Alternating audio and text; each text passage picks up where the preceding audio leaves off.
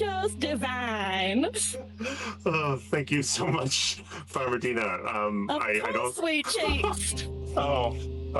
That's delightful. Now, everyone, if you wouldn't mind, please give a warm PXR welcome to our special guest, Evo Haning. Can I get some woohoos and some emojis, please? Woohoo! Emojis. Thank you, everyone. I see the emojis. Now, Evo is a media technology, AI, and XR thought leader, as well as an executive producer who specializes in award-winning concept development and production internship. They've worked with us that doesn't get talked about as much anymore. It's going to be quite a ride, so please buckle up. Also, Evo asked me to flag for all of us today that their work touches on important issues like displacement, refugees, and social justice issues in America and beyond. So please know that those themes will be brushed on today. But she's asked me to extend her high level of care to you by saying it is a choose your adventure, so engage accordingly. To that end, you should be able to see a slider to your left with the volume, and that will control your volume of the video that just started playing. That's it from me. I want to turn it over to our special guest, but one last round of woohoos and emojis for Evo. Woohoo! Evo! Woohoo! Hey! I hope you're hearing me out there. It's great to see you, everyone. I see a few familiar faces. Hi. It's great to connect with all of you. My name is Evo Haning. I've been a mixed reality creator, producer, a layered reality builder for about 22 years. I came at all of this world through other types of media making, including improv and theater, including live streaming and working in broadcast media networks, as well as in traditional filmmaking. So we're going to talk about a lot of the different things that you're seeing here flashed on, including XR Guide, which I'm building now, and I want to invite all of you to participate in. But we're going to also take a little bit of a journey. So this is a bunch of interesting, for me, conversation points. I tend to approach mixed reality making a bit like an inquiry, an exploration. And so there are a lot of questions I hold. I sometimes do that at events, as you've seen. We're going to see some of those events and the artifacts from those events represented in this video today. What I would want to share with you most is to think about how your own interactivity is going to power the agency of your own audience. You are immersive creators, and immersion alters our perspective. It changes our POV. Maybe we are doing something multi-perspectival. Maybe you're giving people access to new embodiments, or rapidly flipping the worlds, as I've seen some of you do in your own theater works. I got a chance to check out, for example, the Ferryman work earlier today over the live stream, and thank you. It's great to see you in the audience here, Deirdre. Y'all are doing some fantastic work when it comes to layering realities and thinking about how that plays together. This was one of my first mixed reality experiences with the State Department and the White House, really mixing live streaming into multiple virtual worlds and then having a chat with global diplomatic elements at a place called Diplomacy Island, which I wish Diplomacy Island still existed today, but this is what 2009 mixed reality looked like. This is the machinima and the mixing of layers between virtual worlds, avatar storytelling, documentary, and also real experiences. In this case, Obama speaking from Africa to understand how we are all connected. Now, you are all creating different layers of texture, this realness we share, whether in an embodied form like this, or in something else like a volumetric or a holographic capture. These are very different textures. And you as creators get to play with that layer of texture. So whether that's thinking about reality capture or extended reality in the smart glasses or in AR, we have so many different opportunities as creators in this moment to pick up whatever tool is right for us and right for our audience, to think about how we want to shift the focus. And that might be shifting the focus onto people who are marginalized or who are not seen as often on stage. That might also mean rethinking how we remix those layers of experience between the real world, which is beautiful, and something like this, which is also beautiful. It's bringing together some of the most beautiful elements of our natural world, like our beautiful lily pads and cattails and the auroras, because these realities are ours to shape. We can play with that layering in a way that honors our own creative spirit, but also gives our audiences and our players and our participants access to see their own agency. They're seeing their own power to create at the same time. So I tend to play in lots of different modalities, which you will see here, that these layers of reality are your stage. You get to pick from here on out. Some of you have been creating amazing theatrical works for a very long time, or immersive experiences, or maybe you're doing improv, maybe you're giving talks like what we do with events. This is at CERN, for example, for the astrophysicists in the space, thinking about the future of interface and photonics, thinking about mixed reality and plays like Metatraversal that we'll take a look at in a few minutes, but also thinking about how we transmit what works for us. And that is in world building, but that's also in mixed reality design, thinking about the production choices, thinking about whether we are going to engage with things like AI agents in our spaces, or whether we're even going to use AI at all as a part of our creative process. So I've been building for a very long time. I do shows like the Polys where I was a showrunner. This was on a volumetric stage, so you're mixing Unreal Engine, a live audience, or things like XR Guide. And now what I'm building today is something that is designed for all of you. XR Guide is sort of like TV Guide for immersive experiences. It is a place where the public can find all of your work.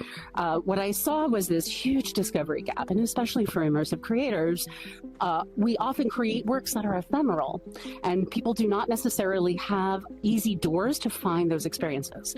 So I wanted to start to bridge that gap between all of you, amazing creators, and the people who are all around the world who want to maybe go to an immersive experience that uses AR or full dome or VR. Being able to catalog all of those has been my work for the last few months, and that's what I'm building at XR Guide. It's a world catalog that can be also brought into museums or brought into VR. And I like creating, I like mixing realities because I left a blank there in terms of what you build, because how I mix realities is not how you are going to mix realities. How I work with sensors or augmented reality is going to be completely different from how you choose to do it. So when you're putting on the headset and thinking about world building, or you're thinking about how you want to manipulate these layers of reality, you also have to think about whether you're fighting your interfaces, maybe choosing something that isn't going to work for the people you want to bring in, or maybe that is too inaccessible or cumbersome. So much of what we've done in mixed reality is trying to overcome the gap, especially the experience gap. So while these worlds are fantastic for accessibility and for centering the marginalized or centering the ones we don't see, in this case, this is Camp Darfur. And Camp Darfur was one of my first mixed reality projects in 2006. So this is a walk through a journey of a refugee going into their first displacement camp and understanding the challenges of being driven from your village and trying to find a new place to be and becoming a stateless person. And this was paired in 2006 with live streaming videos from refugee camps, mostly in Central Africa, in Chad, near the Sudan. And it followed the stories of the Sudanese who had left the Sudan in order to find safety. So we're going to take a breath because I want you to really think about, this is 20 years ago. What we're seeing here was my first attempt at layering those realities in a way that the public could jump into, and teachers and other storytellers were able to begin to see how they're connected to a live streaming experience that's happening half a world away at a refugee camp. So this was a challenging story to make. I also made a comic book, and we made a live immersive experience of Camp Darfur at schools in LA, and it toured around for a number of years until the founders unfortunately passed away after about a decade of work. Intentional design for your journeys. So when I'm going through this design process, thinking about an immersive experience or a generative mix with an immersive experience or something that is both physical and virtual, I'm also thinking about how am I turning up the senses? How am I giving people access to something else? Or how am I giving a way to mix those realities that is sometimes more approachable or digestible or appropriate for a different age group than it has been before. Maybe it's opening up exploration and making them more curious. Or maybe it's just taking these ideas and giving us a sense of taking the unseen and making it real for people. Now, what we're going to see here is a challenging piece that I put on TV recently. I started making it in February of 2025, and you've seen what's happened in America over the last few months, over the last year, really. So I'm also trying to process, in this case, this is called Robin's Hood. Robin's Hood is a modern retelling of the Robin Hood stories through the eyes of Black and brown women in today's America. And so you're seeing some of the challenging faces and what they are facing. You're understanding that, in this case, some of these women are being, there's really no great words for this. And I'm going to try not to cry as I think about this, because I live in Oakland, California, and this is the reality that my neighbors face today. And I needed to be able to transmit that into a multiverse narrative. This is a video that is on Fairground TV, so it's on television right now, and it's available for the public to be able to understand not exactly mixed reality, but in this case, mixing realities in a way that is approachable and creates an artifact that you don't need a VR headset to get into. Robin's Hood was, for me personally, one of a handful of social justice projects where I became very emotionally invested. I went to Los Angeles, I filmed there, as well as in Oakland, and then as I was finishing this piece right before AWE last year, I was in LA as some of the things that it depicts were happening, not 2 weeks after I had finished the work. So for me, these kinds of things are often reflections of reality, rather than mixing reality in the traditional way. I might start a story about collective action, in this case, synchronizing our hearts and our actions, and really connecting with each other and recognizing that we are sharing similar stories. We have similar portals to the future we want to create, but we have to choose to get there. So we're going to take another breath, because that's a lot. I want to think with you, because all of you are holding vision, and vision, the visions that you are holding, can be transformative, especially if you're working in an immersive reality like VR. These are deeply transformative media. You are all multimedia artists in some form or another. And whether you're a director or a producer or a creator, a world builder, a scientist, a researcher, a theater person, an improv artist, you're thinking about how to open new doors, new experiences, new realities, and opening the portals to your own vision. Now, I've been very inspired by some of the visions some of you have shared with me. I got to see Juliana Lowe's work a couple of times early on, and a few of you have really created extraordinary new worlds. As world builders, that's a huge responsibility to hold in ourselves. The understanding that we're creating culture, we are creating a synthesis that uses these technologies, but uses them in a way that hopefully is meaningful and honest for our public, for our audiences. We want to make sure that we are creating with our whole hearts and our whole minds, not just our sort of ideas of what these things could be, but really thinking honestly about how we choose to engage with these technologies in our own work. There's no one right answer. When it comes to immersive virtual reality or mixed reality or AR, how you choose to mix those has to work for you, your creative team, and your audience. These are the inquiry, the conversations that you get to choose. You get to figure out how you open choices to your own audience, and whether you are going to create portals to new worlds, whether you are going to create new embodiments or new access to places that we cannot otherwise get to. Because these are tools for collective action. They are play, they are exploration, they are improv, but they are also ways to see the world in new ways. And those futures, those stories we create, they're very powerful, especially if you're in VR, right? It's your whole reality, especially if you're thinking about this as even an AR experience or a storytelling experience, or like what I'm doing here, which is something I've done in physical places as well. When you're bringing these worlds together, you're taking people around the pot, around the fire. And we're going to do some of that reflection around the fire today, as in many cases, and this is something that I come from a bit of a monastic background, and when I learned about different wisdom traditions and how they fit together, I learned about the concept of one fire, many flames, one world builder, infinite different worlds, right? many different embodiments, many different ways of thinking about how we express ourselves, but also how we invite other people in to create their own expressions. And that isn't necessarily limited by one media or one interface or one choice of narrative or one choice of genre. So we're going to dive into a little bit more of the choices that many of you are going to make, how you choose to engage your own audiences in part of that conversation. We are walking together. Our audiences aren't separate from us anymore. And those of you who are here who've done a lot of participatory media work understand that we are so deeply interconnected. We're creating culture together in real time. It's not about you and me separate from each other, and I'm in the Bay Area and you're in Canada. Together, we are creating a world that we want to live in. That's a powerful experience. We get to figure out what we're going to bring to the picnic. As people in my community have a real conversation about AI anxiety, but also about our history and how it connects to our futures. How does it create the world we want to live in? So this is a video that I made a few months ago for a talk in San Francisco Bay Area. And I went and studied the story of the making of Rocky Road ice cream. Rocky Road was invented where I live in Oakland, California, and it was one of those things that gave people a lot of joy and hope during the Great Depression. So it hit right around the same time as a number of other innovations, but also at a time of great need, and it created something that people could begin to rally around and connect around and had a social capital of its own.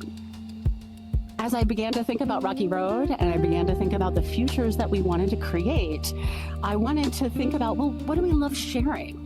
It's not just about digital ice cream, it's also about interconnect and joy, beauty, the things that feel good to us, inviting people into a magnetic future, not just a difficult one or a dystopian one, as we've seen in Robin. It's understanding that, yes, these technologies are a part of our world. I may not like them. I may feel uncomfortable with aspects of AI or the surveillance state, but I might also want to create a world with my neighbors that feels reflective of our vision. So how do we do that when maybe some of our tools are protopian and build the worlds we want, and maybe some of our tools don't? Maybe we need to figure out from a conversational perspective. I built a tool last year called Realitycraft. It's built from my workshops. And in that toolkit, it's an app as well, I began to lay out all of the different tools and workflows to begin to think about not just futures creation, but to also think about how do we align ourselves with those workflows? How does it give us the sculpting power and the control, the architectural power, the world building nuance that we're looking to create, while also helping us step outside of ourselves and our own lenses, understanding that stories like Robin or stories like the refugee camp, those are very challenging for our audiences to receive. And we are all transmitting stuff like that every day. We all have stories within us that are beautiful worlds, are compelling worlds. And then we also have other stories within us that are maybe more challenging or are difficult to share.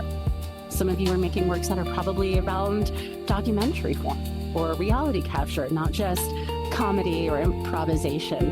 And the work that we're doing, our value, it's ephemeral, but it's also enduring. And I want to give you a little bit of hope around all of this. So you're seeing 20 years of experiences, including a lot of different mixed reality here. I've produced over 1,000 hours of this type of content in 20 years, including a lot of live experiences. Some of those are real things, right? So real butterflies in real places, as well as the digital or the generative. As you see here, it starts to bleed together. We are starting to see that our value, as you can hear in the song, if you're hearing that, it says our value is unique, but it's not bound by your ideas of what I can be. So just because AI can do something doesn't mean it can accurately predict who we are going to be. We get to create from that place of vision and transformation, and that is not something that an LLM is necessarily set up to do.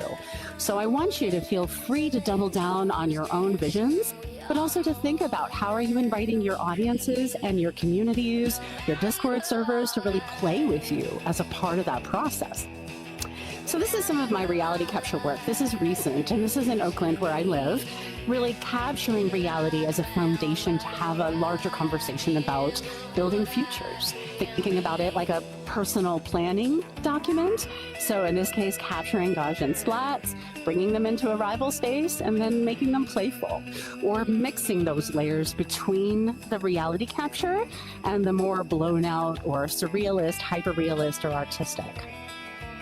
So I wrote a book on all of this. It's called PropCraft. I also teach workshops on Realitycraft, primarily to media makers.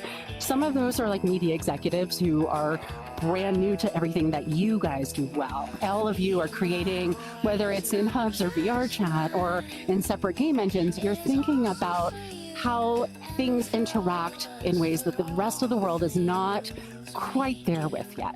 We have tens of thousands of world builders out there, people who are making mixed reality all over the world. In some cases, millions of people have been to their experiences, especially if they're in places where that can be easily seen, at a festival, at a museum, with a larger public audience. But a lot of you are creating things that are more, as I would say, liminal or designed for a small group, a niche. This piece was done particularly for me as a way to process. I worked with David Lynch a bit at the David Lynch Foundation, and I wanted to process what I had learned from filmmakers like David Lynch, the sense of texture of realness, but also how we take people into visions that are maybe more ephemeral, but also hyper-real, recognizing that the real world has such beauty too. It's yes, sometimes playful, sometimes we want to just have a nice flaming donut, but sometimes that flaming donut is a doorway to another world. As we found here in VRChat, so much of the experience is about the surrealist, the hyper-real, being able to take a place like we're in here and making it dreamy and making it feel like a place that we want to share with people. I personally love going for a walk in the woods, and so a fair amount of my AI and generative work are about taking walks in the woods and seeing beautiful things. I don't make this for anyone else, I make it for me. And sometimes your own PXR journey is going to be about making something that's just your own exploration. It's not going to be necessarily for the whole wide world to experience. It might just be so that you can process the death of a teacher or the death of a friend or a new life, new experience in your life. The song that you're hearing right now and all of the music talk are also found on my Suno channel. I do work with my own lyrics, and I've written a couple of albums based on those lyrics. This particular song is thinking from the algorithmic perspective, and for some of us, that brings up a fair amount of feelings, both positive and negative, sometimes anxious or feeling weird about what we are creating. What is the future we are creating when we're thinking about how we're intertwined, right? The organic and the synthetic, the carbon-based and the silicate-based, right? There's language that we're still finding for that relationship. And for each of you, that relationship is going to look different. So I can say I choose certain tools or perspectives or workflows, like with my team at Virtual Worlds Museum, we go and explore different virtual worlds. And none of this is AI-driven. These are all shot in different VR worlds or are shot in game engines. Typically, we are interviewing different people. When this series hit last year, we ended up entering it in some festivals. It did very well. It won some awards. What you see here is my avatar in Kenzo in a different embodiment, and my colleague Julian Reyes at the Virtual Worlds Museum. And what we do is we walk through portals, and this is something we do a lot. We walk through portals into new worlds, and you see the teleportal, and then we go into interviewing someone. In this case, it's Tom Belstorff, who is a cultural anthropologist and professor of the communities, in this case in Second Life. So I've been interviewing world builders now for about 15 years. The Virtual Worlds Museum Spotlight series, which you're seeing this episode of, we've been doing for about a year and a half. This is the second season of that episode. I believe this is episode 2 of the second season. So whether it's thinking about collaborations like Virtual Worlds Museum, where we're trying to create artifacts that help people understand these ephemeral worlds, because we recognize most of the public is never going to come here to this beautiful place that we're in. They're going to only see a video. That is the only artifact, in this case, of a world-building experience and many different lessons learned along the way. I love VRChat because it lets us play with those layers of reality in a different way. So what you're seeing here is a different type of playful improv, right? It's a bunch of friends getting together, saying, let's go hang out at the Four Seasons Total Landscaping and the fantasy land behind it. And then everyone starts taking on kaiju avatars and starts battling with, Godzilla. This was not something we planned. This was a goofy little video. And then I put it on YouTube, and it becomes something where lots of people got excited about the improv, about the play. And so much of what we're doing here is really thinking about how do we engender the experience that's going with the vibe we want. This shot here is from nowhere. Nowhere doesn't exist anymore, but during the pandemic, it was where we shot quite a few virtual theatrical experiences. In this case, a meditation about breathing and Black breathing in particular. When I do reality capture, with this 360 video, it's thinking about how are we telling the story of what's actually happening. This was shot in North Carolina right after Hurricane Helene, and we turned a makeshift donation center into a story that let us begin to use that as a planning document for what would happen after the hurricane, after people received the first truckload of aid and got back on their feet. So reality capture, I think, is one of the fantastic ways that you and all of you can really think about blending your realities, whether that's capturing a real place. This is Oakland, California's Jack London Square. And what I've done with this experience is started to create a sense of past, present, and future as you begin to see the past of Oakland, Jack London, the future of Oakland, and what we want to create at the waterfront there. This piece was a much more challenging piece to create. This was done with the Atlantic Council last year. It was designed to help reset and rebuild Gaza. It was incredibly difficult to take photos from the history of Gaza and to really create a document that inspired the world to be a part of rebuilding, especially rebuilding a seaport and airport with the Gazans in the lead of their own futures. When I'm thinking about how to create these works, and when I'm pulling together all of the resources and sort of doing what a producer does, right, bringing the team together and saying, okay, we're gonna jam like this, and we're gonna do this project, I tend to focus on both the ethical inquiry, but also, how do we design authentically beautiful and compelling experiences? So this is what we do at XR Guild. And I mentioned the XR Guild just a little bit earlier, but this is myself and Avi and Jay Van Buren, and we're doing a workshop at this point on ethics in XR design and how we begin to have those inquiry-based questions about what data are we going to collect and how are we going to design this experience in a way that feels appropriate and aligned to the futures we want to be creating. So I do workshops like this occasionally. Avi and I do them together, but we also do this work at XR Guild. And all of you are welcome to join XR Guild. I think a few of you are already there. But you're welcome to come in and participate in different ways. We're working on building an immersive guild hall right now, which was one of those videos you saw earlier. And this is a bit of the ethical framework that we have been simplifying. We've been able to bring this down to a few fewer points of conversation, but you can go to xrguild.org and get a sense of how we have that conversation with a wide variety of XR creators, recognizing that mixed reality looks like lots of different things. This is a mixed reality play we did live on stage at AWE. I think one or two of you were there. So this was Ben Irwin, Sophia Mashasha. In this case, you see myself and Sophia having a conversation during a live mixed reality play where she's on stage in VR, we're showing the VR experience, and I'm on stage as well as the other character that she's speaking to. So we used mixed reality and AR XR in different ways during each scene of, I believe, 9-scene play, about an hour-long piece.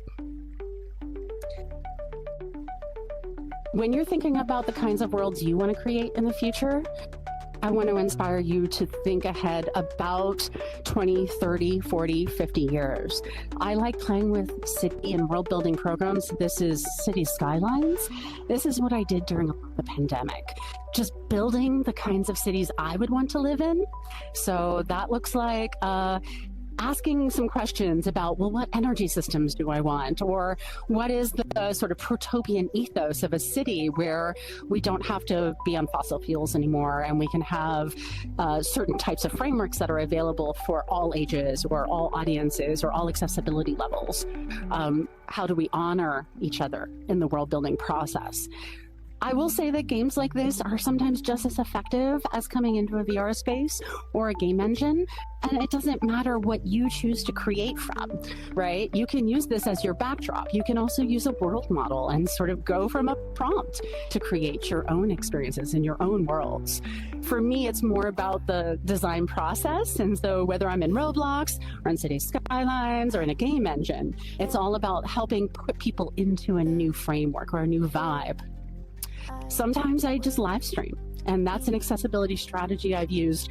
This is from VR 2020. So during the pandemic, one of the projects I got to do was help the Burning Man organization say, maybe we should go with a multiverse strategy. And so we built like the community, to be fair, built 10 different apps, worlds, including VRCVR, which became Burner Sphere. So what you're seeing here is a colleague of mine, Jeremy Weinglass, who's a pianist who lives in Florida, and he is going to be joined on stage by a live dancer, Michelle Levon. And in that world, this was built by Josh Reese, who's an LA-based artist, multimedia artist and photographer. And so by blending these environments, right, the live performance and the virtual world, I was then able to create a stream that our friend, we all have a mutual friend, for example, who is a quadriplegic. He had not at that time been able to get into VR. So by streaming the sort of art car experience from Burning Man, he got to go to the show. These kinds of interactive live streams from virtual worlds, I have found, are often the final artifact that we have access to long after the world is gone. And that means a lot to the people who were there, because these are about interconnectedness and communities having an opportunity to see each other after a year of not seeing each other at all, right? Sometimes that is the meaning behind the theater. It's figuring out how are we going to connect humans in a way that lasts a lifetime. So many of the stories you are telling are not bound by time or space. They can take place in infinite environments, and you can bend the rules of reality to be hyper-real, or to make the walls move, or to make the whole environment change. So how you choose to open those portals and create maybe hybrid realities. This experience, for example, is a live talk that I gave at the Gray Area Gray Area Center for the Arts, which is in San Francisco. And so you can see it looks kind of generative, but what this video is actually a live video of us inside an art installation that looks like light. And so that line, again, between what is real or what is something that we have digitally played with, or maybe generated in this case. Maybe we are taking people into something that they've never seen before. I'm going to take one more deep breath, because I really enjoy connecting with all of you. I see a heart back there dancing, and it makes me so happy. I just love seeing all of the embodiments and all of the experiences that you are choosing to create. And so whether that's something that is live performance-based or maybe more abstract, like we looked at Juliana Lowe's work at the beginning of the week, which is like painted open brush. For us, it's about sitting around the fire. It's about figuring out how are we going to tune into each other and see each other across the fire, because we are all one fire. We are all different flames in that fire, and we're also seeing the fire from the inside out in real time. So I believe we're going to go sit by the fire, and we're going to have a conversation about all of these topics and lots more. I hope you will ask away. Feel free to ask anything you like, and reach out to me. My name is Evo. You can find me at evo.ist. You can also find xrguide.app, and I want to see the worlds that you are creating. So thank you for having me. It's been wonderful to be here for your FutureNote, and I believe we're going to go sit by the fire and have a talk. Thank you. Thank you so much, Evo. A round of woohoos and some emojis. And Everyone, let's, after we give at least one more round of emojis and woohoos, let's go to the fire. We've got a little bit of time to have some quality fireplace discussion with Evo. So after you've shown part of your love, please join us over by this blazing fireplace. Fire's right behind you, y'all. I'm gonna head on over. Yeah. Hi. Hey.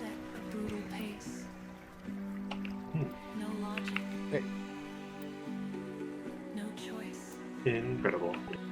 Nice and warm by the fire. Hearts and minds aglow. Woo! I love this. Woo! Questions of control arise. Who designs the Thank you. the architects of dreams? You are kind of tall, but I think you've earned it. You've earned the right to be 8 feet tall. That's what I say.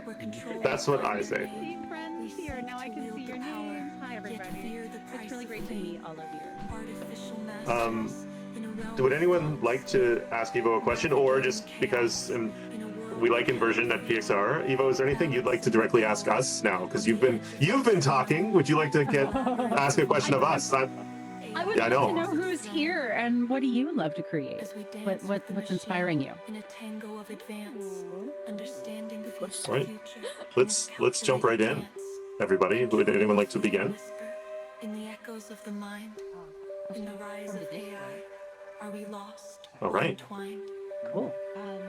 Question from James. We dream of electric use the word humans. ephemeral to describe digital artwork so much. No more Compared to submitting. IRL performance art, computer, etc. No more digital art is really delusions. accessed by the community without the original artist's involvement. There are so many VRChat worlds that I have wandered into which have not been touched in years. Can you speak more to why you see digital art as ephemeral? Sure. So I've been creating virtual worlds for 21 years, and almost all of the worlds I've created no longer exist. Things that we created in Second Life for 6, 7, 8, 9, 10 years, they get archived in our inventories, but they don't really live anywhere. They just sit in a server somewhere. That's about it. VRChat is better for the historic preservation of worlds than most other places, but we're seeing right now what the Horizon builders are going through in terms of losing their spaces or their VR experiences. Altspace, before that, 3 years ago, Hubs went through this as well. I built a lot of spaces in Hubs that we just didn't save. So some of our experiences do get to last thanks to fantastic places like where we are here. But the Virtual Worlds Museum, what we found is quite a few of our favorite worlds are now sunset, right? They're archived worlds. They're no longer available to the public. It's maybe like 20 to 30% at least right now. And when I started doing this work in 2008, there were like 100 virtual worlds, of which I think only 10 lasted. So that's sort of where it's at. Right, and I think the PXR team knows very well about Altspace VR and all the worlds that we built there that no longer exist. Thanks for your answer. Hi, Evo, Steve Butchko here, and Deirdre. Just thank you for checking out the stream and supporting our work as always. Amazing. But I just wanted to commend you guys for the work that you and Julian and the team are doing on the museum. It's one of the things that we were speaking with Julian about in Germany just not too long ago, how important it is to archive and document this work and the work that we're all creating here, because it is ephemeral and we do lose it very quickly. But also your talk along with the video that you presented was just really good for showing the scope and scale of opportunity that we have now as storytellers and educators with the tools that we now have, which are almost breathtakingly evolving by the minute. So it's really quite inspiring, the work you're doing. So thank you very much for that, and it's good to see you. It's really great to see you too, by the way. And I hope to get a chance to see more of your work. I've had a chance, I think, to see 2 of the works you've done now, but your studio has been doing fantastic work for a long time. It's funny how we think about a decade as a long time in this space, but it is. Yeah, it's almost 6 years now we've been doing 6 it. So. years, and you've won some great awards. Like you were talking about the Araya Awards in Germany. For those of you who haven't seen the Arayas, there's a lot of interesting stuff coming out of that community at Europa Park. Was it? Yeah, Is that where you? Yeah. I hope to come. Family. That sounds really fantastic. You and must. honestly, I'm an aspiring Canadian. So if any of you, hey, let's collaborate. I don't care if you're in Vancouver or Toronto. I'm down. I love democracy. It's lovely. I hope to have it one day. Exactly. I miss Diplomacy Island. I really do. I miss using these environments to bring the globe together in meaningful ways. It's weird to think that the U.S. State Department paid for that, back in 2008. But, that's a long time ago, unfortunately. And we get to create something new that isn't going to be based there. So I look forward to hearing what y'all want to create. Indeed. Well, what's your most hi, it's me, Juliana. How you doing? Hi. What's your most favorite tool now? Like, I know we've had some really nice conversations, but I love the way that you gravitate all over the place, picking. Yeah, well, I'll leave it at that. Yeah. So I posted today about how I do like CapCut from a video editing.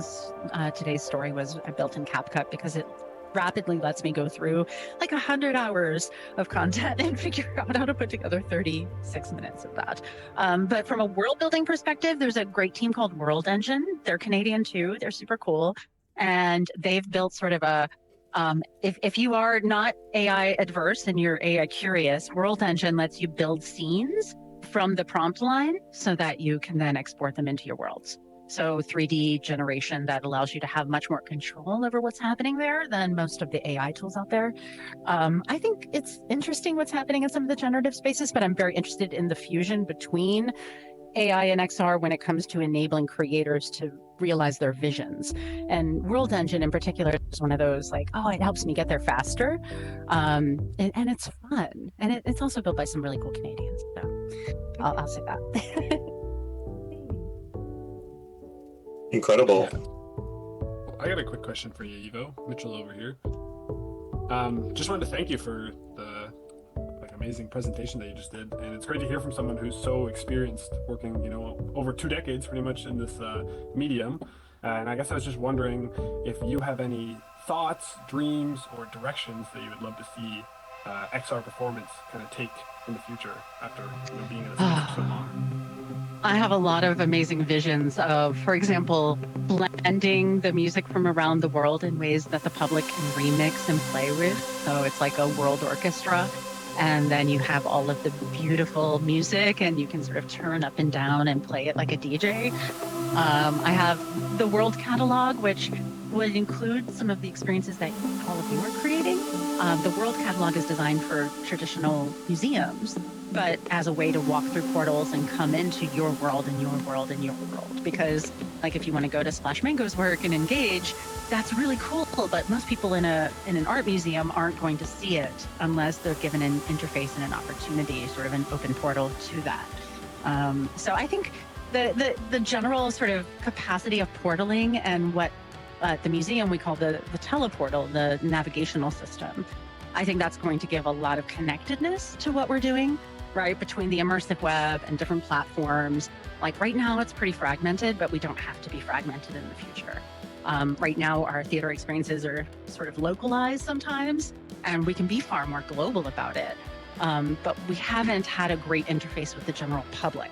So I'm less interested in the sort of smart glasses and sensors. I think there's some cool stuff happening there, but I also see the risks in terms of AI integrations with sort of ethical use of that data and whether that's being appropriately stored. So I would encourage all of you to, choose your own adventure when it comes to all of those tools in your work. Smart glasses are super cool sometimes, but they're also super intrusive. And you may choose that that's not right for the kind of theater you want to create, right? The texture of reality or intimacy that you're looking for. But I hope to see more synchronized experiences too, like not just dancing, but synchronized virtual or mixed reality that really sort of brings us all into the same vibe and heart space, because that seems to be very connecting. And also at Nonprofit Commons, we found that you can have a community that lasts 20 years if you give them the same time and place to show up every week and it's consistent. So there's a certain layer of consistency we haven't quite unlocked. Again, a lot of the work we're doing here is experimental and edgy, and it's available for a few weeks only, and then it's gone. So those are the kinds of things I hope we get to open up, especially for like millions of people instead of like right now, most of our works are seen by thousands and not necessarily the general public. Thank you very much. I love what you said too about like the community aspect, because as much as like XR performance is based around the technology as it evolves, it's also mostly like a lot of other arts, community-based like environment where we are as great as like each other.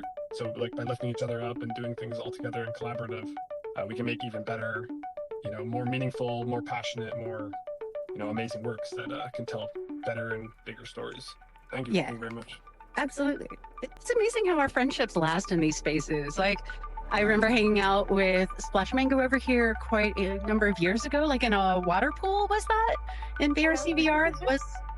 We had such a good time and we became friends, and then it's been like boom, boom, boom, and now we get to see each other as often as possible to go have new experiences. There's something really sticky about this that the rest of the world hasn't quite unlocked. And I think we can learn a lot from what's making it sticky for us, because there's a lot there that we haven't really codified or really talked about with the general public yet. One of the things that we talked about a lot, Evo, was being able to go from platform to platform and purchase things easily, in wearing the same avatar or that sort of thing. You talk a little bit about that. I think that's really important. Well, and interoperability as a whole, right? So, so there's sort of asset lock-in and the problems of like your assets only live in one world and you can't get them out, and that's terrible for creators, right? That is labor that you don't want to have to recreate. But then there's also the portal capacity, which is just social. Like, can I walk from here to there like we did here in VRChat, walk through a portal? That should be the norm for many of our social groups. When we had the web in its original form, and I know some of you were on the web in the 90s, we had web rings. And I believe that portals are a bit like web rings, where we form groups of trust. We open up these doorways to each other's experiences, and we're saying that we're connected in some way. And I think that opens something that can be really extraordinary. Now, right now, if you go from VRChat to a different platform, you're not going to save your identity, much less your inventory. That may change, that might not change. And we've seen problems in terms of avatar interoperability, right? When Netflix bought Ready Player Me, we lost our avatars in some worlds.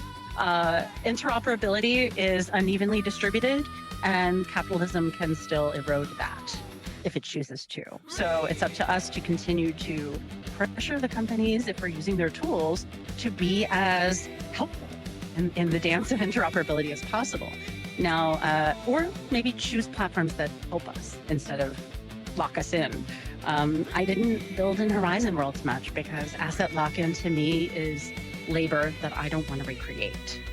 I want to build once and then have it go everywhere, or at least publish it where I want it to. And I don't want that to be decided by a company. I want to be able to have as much oversight around the server even. So there's new worlds like RP1 where, your own server operate it all together and do it the way you want. And lots of worlds over the last 20 years have given us that sort of server layer control. The team on the teleportal, Stephen Van Loon at the Virtual Worlds Museum, is really a great expert to talk to about this stuff. So if you're thinking about like, how do I keep myself from getting too locked in or breaking my workflows? If a company like Mozilla shuts down hubs, what happens to my world? There's a number of Discord channels that are really about that problem space. It has gotten better. To your point, Juliana, there's a number of things that have improved in terms of asset interoperability, but we still have some real problems. Like right now, you and I, we do portal crawls with meta traversal. And when we do a portal crawl, I have to test the portals, and about half the time, worlds just stop supporting portals for one reason or another, or they only want you to stay in VRChat. They don't want you to walk into a different platform. So we get to choose if that's okay for us, or we just say, nah, I think I'm going to go build on WebXR where I have more control, where I have a different capacity. The great news is we have lots of platforms to choose from. So that's a win. And then there's like, if you want to work on interoperability, the Metaverse Standards Forum and Chronos on the GLTF side. And there's lots of great groups that really focus on the technical problems, right? And they are technical as well as social challenges. Thank you very much, Evo. I'm mindful that sometimes our imaginations are limited by the technology, and in this case, there's batteries on headsets that are going to give out quite soon. Does anyone have any final questions or comments for our fire today, or just before we start dropping because of battery issues? This is time before Evo. I'm just experience talking. The experience talking. The spirit is willing, the battery is low. You know, that's very, very, very real. Yeah, real theaters just disappeared after 2 hours. Can you imagine? Yeah, I'm imagining now. Well, Evo, Ragnar, do you have something? I hear your dulcet tones. Did you have something you wanted to add? Oh no, I was just being silly. Oh, cool. We love you being silly. But on that note, let me continue to try to be a gracious host. On behalf of PXR and the community and all the attendees, Evo, thank you again for spending so much time with us. Emojis and woohoos when appropriate, my friends. Your time with us was enlightening and authentic and comprehensive and human-centric, and it was a real treat. May I impose on you in terms of the conversation you and I had before? You mentioned some resources or some things that you might have to share with our community. If we could, if you wouldn't mind passing those over, we'll post them on our Discord, because that would be a real treat. And I'm happy to jump in the Discord and say hi to folks as well. I'm Evo on Discord. Feel free to reach out to me. If there's something where you see a collaborative opportunity, or you have a cool lab and you're doing something interesting, I love working with lots of teams around the world. So I look forward to hearing about what you're creating out there. Send it over, especially if you have something for XR Guide and you've already published something and it's available, whether that's an event, an experience, or a world. We want to include you in the catalog. So I think I've got about 400 worlds and events right now, and it would be great to get more of your works in there. So reach out to me if you've got something. Wow, we will definitely do so. One last round of emojis and woohoos for Evo, please. These are well earned. Thank you. Thanks for inviting me. Thank you, Liam. Thank you, Katie. Thank you, Hannah. Thank you, Justine, and all the kitty cats behind the scenes. I appreciate, and the mice too. So inclusive. My friends, you're more than welcome to stay here if you're if you're plugged in and you have the foresight to get a long cord. But we're going to wrap. Just a reminder, in about an hour, a little less than an hour, we're going to visit the X-Artist Link Up Collective. This is a team of emerging VR creators from across the country. This cohort hails from the University of Victoria in British Columbia, which I hear is a great place, mainly from my friends who live in British Columbia. Anyway, it's led by our brilliant colleagues. Sorry, people of British Columbia, I had to. Led by our brilliant colleagues, Nita and Jacob. And it's going to be a treat. It's always one of the highlights, and it's sort of on point after this great presentation about optimism in the future and what's possible. Let's go. It would be lovely to see what emerging creators are, what dreams are they having. So I encourage you to check that out. And then 2 hours, about an hour after that, we're having our closing event, and there might be dancing, and we'd love it if you could all join us. So we'll see you soon. Thank you so much. Thanks again to Evo, and we'll see you in about 50 minutes. PXR out. Huzzah! Huzzah! And before you disappear, if you'd want to be in a little group pic, that would be fun. Good job, Hard Hannah. That's a good call. That's a good call. That's a good call, Hard Hannah. I gotta document it. I'm loving this. Okay. I'll go megaphone. I'm gonna take the group photo right over here. So if people stand, let's go where Evo is. Yeah, everyone stand around Evo for the photo. I'm just tall. Perfect. I'm gonna be so weird. On the roof here. No. Gigantic Evo. Okay. Yeah, you're good I there. can hug you all at once. Yay! Okay, I just have my drone. Oh wait, I can get in it. I think. Hold on. Hold on. You're too big. There you go. Where's the button? You're good. Liam, I think you can squeeze in to the left of me. There's a little. Oh, yeah. Oh, thank you. Liam, everyone move around Liam. That is hard. Okay, wait. Can we see Liam? Yeah. Yes, definitely. Hi, mousey friends. Squeak. Oh no. Okay. Move me somehow. Strike a pose, everyone. Yeah, do a jump, Mitchell, because you're behind. Yeah, live long and prosper, yeah. Oh, everyone looks so cute. Okay, thank you. I got it. Thank you. Thank you. Thank you, Justine. Hey, Samisha. Wow. So good to see all of you. Hi. Yeah, feel free to send me friends. right now. Oh, I'm actually on PC, so I'm okay. I'm plugged in. Yeah. How is Oh, your sounds good. physical battery right now? Oh,